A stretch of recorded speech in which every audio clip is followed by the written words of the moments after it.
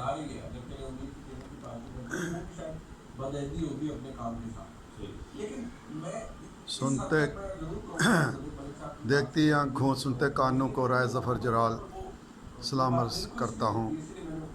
یہ میرے پیچھے دنیا ٹی وی چینل چل رہا ہے جس پہ کامران شاہد صاحب اور مصدق ملک، ارشاد بٹی صاحب اور منیب الرحمان صاحب اور ایک اور خاتون ہے نورین صاحب جزیہ نگار ہیں. آج مجھے بہت افسوس ہوا کہ یہ جو تھنک ٹینک باتیں کر رہے ہیں، اللہ کی قسم یا تو ان کو پتہ نہیں ہے یا یہ جھوٹ بولتے ہیں. میں قسم کھائی ہے میں نے جس طرح پہلے بتایا ہے کہ 40 سال میں باہر رہا ہوں. یہ ان کو یہ سمجھ نہیں آتی یہ کیا کس طرح لوگ جاتے ہیں، کیسے جاتے ہیں، کیا ہوتا ہے. جب میں نے بتایا کہ لیبیا کا کوئی ویزا نہیں ہے جب سے ذوالفقار علی بھٹو کو پھانسی دی گئی ہے، یہ سب 2 نمبری پاکستانی کام کرتے ہیں اور ایف آئی اے کے ایجنسیوں کے ساتھ بھی ایئرپورٹ پہ ملے ہوتے ہیں، وہاں پیسہ مانگتے ہیں اور کھلے پیسے دیے جاتے ہیں اور بندے جہازوں پہ سوار ہو جاتے ہیں. یہ کوئی اتنا نونا کام نہیں ہے.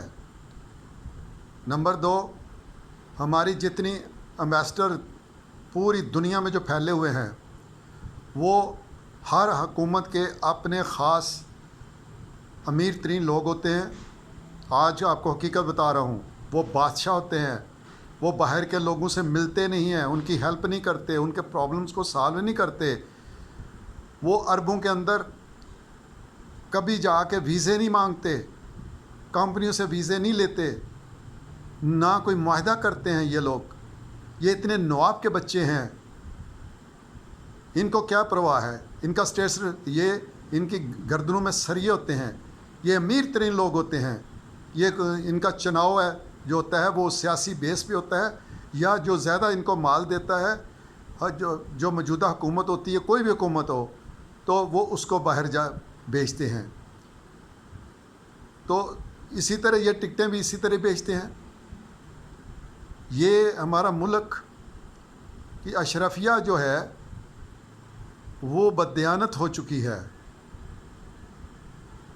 جس کا داؤ چلتا ہے وہ اس ملک کو کاٹ کے کھا رہا ہے. چپڑاسی ہے تو وہ کاٹ کے کھا رہا ہے. میں نے وہاں دیکھا ہے انڈین بنگلہ دیشی وہ سبزی لینے جاتے ہیں امبیسڈر، تو تھیلے کے اندر وہ ویزے بھر کے لے کے آتے ہیں. اسی طرح میں نے اپنی کمپنی کے ہمارے ویزے نکلے کمپیوٹر ڈپارٹمنٹ کے، آئل کمپنی میں تھا. وہاں کے جنرل مینیجر سے میں نے بات کی کہ سر آپ باہر سے جو لاتے ہو تو ہم مسلمان ہیں تو ہم سے کیوں نہیں بندے آپ لاتے. وہ کہتے ہیں جی آپ کا نہ امبیسڈر آتا ہے نہ کوئی اور بندہ آتا ہے، نہ وہ رابطہ کرتے ہیں، اور آپ کی جو گورنمنٹ ہے وہ ڈسکریج کرتی ہے، وہ پرمیشن ہی نہیں دیتی. اور واقعہ جتنے بھی لوگ جاتے ہیں وہ چوری چھپے جاتے ہیں. ہماری گورنمنٹ جو ہے الاؤ ہی نہیں کرتی. یہ بہت بڑا نقصان ہے. اور یہ ملک جو چل رہا ہے یہ ایکسپیکٹریٹ کی وجہ سے چل رہا ہے. لوگوں کو خوراک مل رہی ہے. پاکستان 75 سال کے اندر اس نے عوام کو کوئی چیز ڈلیور نہیں کی ہے. میرے رب کعبہ کی قسم انہوں نے کچھ نہیں دیا عوام کو. انہوں نے کھایا ہے، انہوں نے اپنے محل بنائے ہیں. یہ ایسے لوگ ہیں، خدا کے لیے کوئی ایسا جرنیل ہی آئے گا، کوئی مسلمان جرنیل آئے گا، ان سب کو اکٹھا کر کے ان کو ختم کیا جائے اور ان کے اثاثات کو بیچ کر IMF کا قرض بھی اتارا جائے اور اچھا نظام، اسلامی نظام کو لے کے آیا جائے. نمبر 2، ہمارے ملک کے لوگوں کی سوچ کیا ہے؟ کیوں سوچ یہ ہے کہ یہ مائیں بھی اور باپ بھی یہ کہتا ہے پڑھ کے کیا لینا ہے، ہم نے بچہ بڑا ہوگا اس کو اٹلی بھیج دینا ہے، یونان بھیج دینا ہے، یورپ بھیج دینا ہے، عرب کنٹری میں بھیج دینا ہے، وہاں کمائی کرے گا، وہاں پیسے کمائے گا. ایجوکیشن کی طرف مائیں والدین جو ہیں وہ توجہ نہیں دیتے. ان کا یہی ہر وقت رہتا ہے. میں نے دیکھا ہے یہ بنگلہ دیشی پیرنٹس کو دیکھا، میں ان کے اندر رہا ہوں، انڈین کے اندر رہا ہوں. خدا کی قسم اٹھا کے کہتا ہوں کہ میاں بیوی کا جو سبجیکٹ ہوتا ہے وہ بچے ہوتے ہیں. جب ان کے ایگزام شروع ہوتے ہیں تو 3 مہینے پہلے اپنے ٹی وی جو ہیں وہ پیٹیوں کے اندر بند کر دیتے ہیں. وہ ہر وقت ان کا فوکس جو ہے وہ بچے ہوتے ہیں. ہم جتنے پاکستانی تھے 10-12 پاکستانی تھے، حالانکہ اس میں پروفیسر بھی تھے، انجینئر بھی تھے، پی ایچ ڈی بھی تھے. کسی کا بچہ ہمارے گروپ کے اندر نہ ڈاکٹر بنا نہ انجینئر بنا. جتنے بنگلہ دیش کے لوگ تھے یا انڈیا کے لوگ تھے، سب کے بچے اور بچیاں ڈاکٹر اور انجینئر بنے اور آئی ٹی کے اسپیشلسٹ بنے. تو یہ چیزیں ہیں کہ یہ کوئی گورنمنٹ ہماری جو بھی آئی ہے اس نے کبھی معاہدے باہر نہیں کیے، اور جو معاہدے بھی کر کے آتے ہیں نا وہ پھر کیا ہوتا ہے، وہ ان کے اپنے ایجنٹ ہوتے ہیں، اور وہ متعلقہ جو منسٹر ہوتا ہے وہ باقاعدہ ان سے پیسے لیتا ہے. یہ ایسی باتیں کر رہے ہیں، فضول قسم کی باتیں کر رہے ہیں. ان کے پاس تو انفارمیشن نہیں ہے کوئی، اگر ہے تو پھر جھوٹ بولتے ہیں. یہ ایئرپورٹ سے کیسے نکل کے جائیں گے؟ میں ہر 3 مہینے کے بعد ایک چکر لگاتا تھا پاکستان کا. مجھے پتا ہے کیا ہوتا ہے وہاں پہ. ہم سے بھی پیسے لے لیتے تھے. آپ تھانے میں چلے جاؤ، ایف آئی آر درج نہیں ہوتی، جبکہ قانون ہے کہ جو بھی کمپلینٹ آئے اس کی ایف آئی آر درج کی جائے. کیوں نہیں تھانے والے کرتے؟ یہاں ریٹ ہے، مقرر ریٹ ہیں. یہاں اس وقت تک بندے کو نہیں پکڑا جاتا جب تک جس نے کمپلین کی ہوئی ہے وہ ان کو پیسہ نہیں دیتا بھی ہے. اب میرا بندہ ایک اشتہاری ہوا ہے، سر عام پھر رہا ہے، میری جان کو بھی خطرہ ہے کہ وہ کہیں مجھے مار نہ دے، میرے بچے کو کسی کو نقصان نہ دے رہے. لیکن ابھی میں نے ڈی پی او کے دفتر میں بھی درخواست دی ہے، کوئی یگ سگ نہیں ہے، کوئی پتہ نہیں چلتا بھی ہے، وہ کھلے عام پھر رہا ہے. یہ دیش ہے.